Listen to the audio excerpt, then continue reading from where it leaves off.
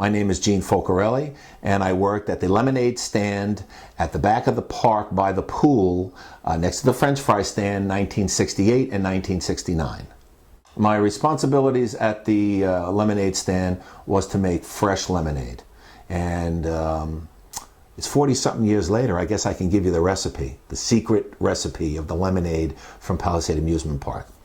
8-ounce glass of water, 1/2 a lemon that you take on a juicer and get everything out of it, just leave the white, throw that in a glass, 1/2 a glass of ice. And what we used to do, we used to have a big container of sugar, so it was like 1, 2, 3, yeah, okay, that's good. And put the lemon juice in there, fill it up with water, and then get the plastic cup that you would serve it with and put it on top, and you would shake it like a bartender would do, shake, shake, shake, shake, shake, shake, put it down, take it off, pour it into the cup, and then the foam would go settle down, and then you'd hand it to a very satisfied customer who was waiting patiently for that really ice-cold lemonade. And then they'd probably go next door to the French fry stand and have lemonade and French fries at Palisades Amusement Park. What's better? At the lemonade stand that I worked, they have the giant lemons. As you walk down, you saw these giant lemons. So it was an eye catcher. So you're like, lemonade, well, let's go get a lemonade.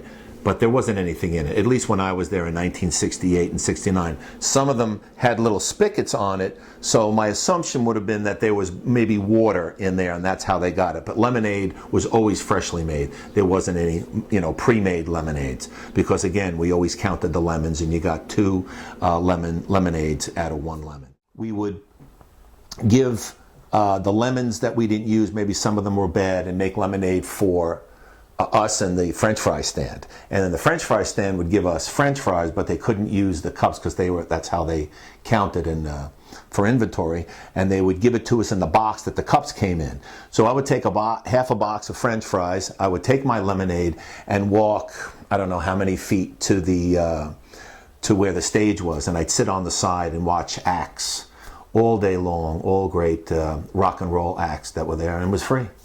And that was just a great thing to do on my break. And actually, I could lean out from the lemonade stand and you could see part of the stage, which was really cool. Well, I love the cyclone. I was always afraid of the cyclone until I went on one time. And I've been a fan of wooden roller coasters for the rest of my life. I love wooden roller coasters. I got the ring one time on the carousel. I was able to get it. And my first love, I took into the Tunnel of Love. That was pretty cool.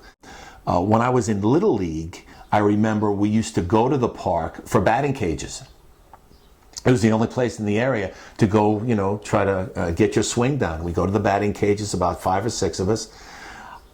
Maybe it was 10 cents in the machine, and I don't know how many balls you got to hit, but that was great. And coaches used to take us over there. Okay, we're going to the park, and we're going to go to the batting cages, and that was it. And then we'd go to the Little League and play our game. So that was a great memory. The food, the hot dogs, the cotton candy, the smells, the Belgian waffles. If you had enough money, you get the whipped cream and the strawberries. That was a good day. A game that stands out is, and I always thought it was funny, it was like win groceries. There was there was bags of groceries lined up, and there was cereal boxes and Babbo and just whatever was up there, and it was a nickel, I believe, and they spun a wheel, and you'd either win an individual item or you won a bag of groceries or something. I thought that was just so unique.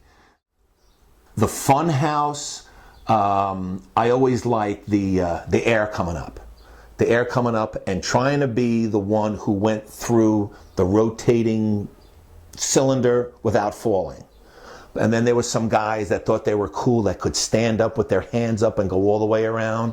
But by the time they got 3/4 around, they came back. So it was always just trying to get through there. And I think there was barrels that moved in one line up on top. The floor would move this way. There was always something. And then, of course, there was that crazy woman screaming and laughing all the time. Yeah, the fun house was great. The one that scared me, though, was the wild mouse. Because the wild mouse would come to the end, and there's the cliffs and the Hudson River. At least that's what you thought. And then it would make a really quick turn. So that one scared me a little bit. But you always go back on it again. I had some really nice memories of the park, and one was I would take a break and go right across the street to the Penny Arcade. And I'd like those machines that you put a penny in, you'd be able to watch the movies. I don't know if that was a Nickelodeon, but you put a penny in. I don't know, maybe it was a Pennylodeon.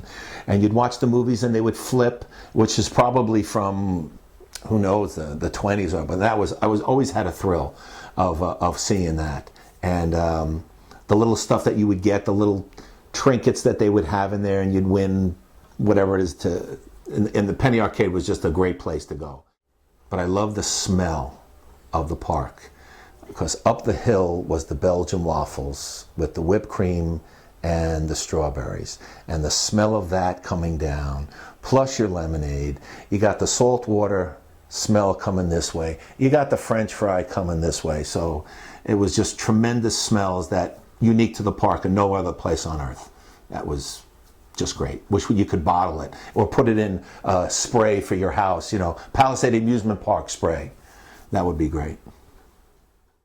One year I had I got enough money to get a pass to the pool all year. That, to me, I was living high. Getting a pass to the pool, and I had my little thing that went around the ankle for my locker, and going underneath the falls to the secret room behind the falls that supposedly no one knew, but everybody was back there. Anything to do on a Saturday, you go around town and look for, if you didn't have any money, who needed money to go to Palisades Amusement Park? You'd look for the matchbooks to just get in for free, and you take the striker down. If you see Little Pal there, you get a strip of tickets, and you'd go into the park and you'd find strips of tickets on the floor, and so you didn't need money. You got near Palisades Amusement Park, you heard the sounds. From where I lived on Lawton Avenue, which was probably 6-7 blocks away, you heard the people's screams on the Cyclone. You got closer to the park, you heard the people screaming and yelling and having great times. You got closer, you got the smells.